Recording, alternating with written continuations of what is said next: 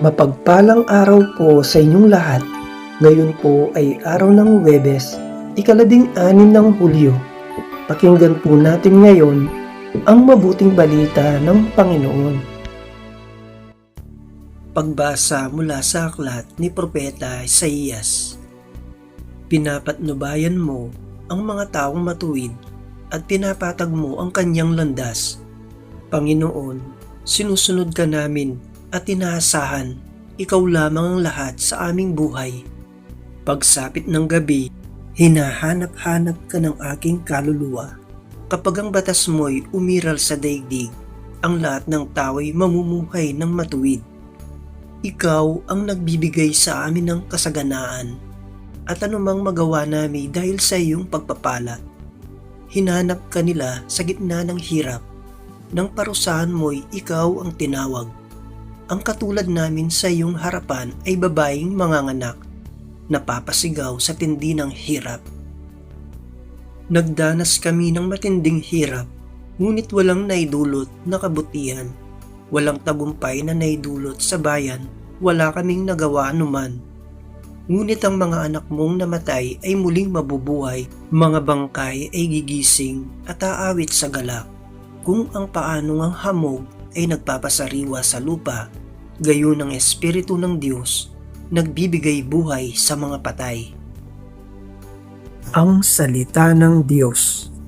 Salamat sa Diyos. Salmong tugunan. Mula sa iyong luklukan, lahat ay iyong minamasdan.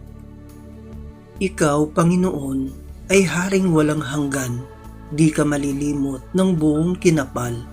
Ikaw ay mahabag, tulungan ng Siyon.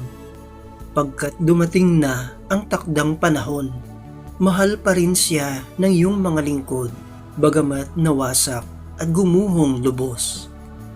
Mula sa iyong luklukan, lahat ay iyong minamasdan. Ang lahat ng bansa sa poon ay takot, maging mga hari sa buong sinukob. Kung iyong tayong pamuli ang Siyon, ika'y mahayag doon, Panginoon.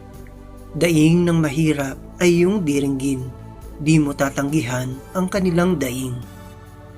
Mula sa iyong luklukan, lahat ay iyong minamasdan. Ito'y matitinig upang matunghayan ng sunod na lahing di pa dumaratal. Ikaw nga, o poon, ay papurihan mula sa itaas, luklukan mong banal. Ang lahat sa lupa'y iyong minamasdan.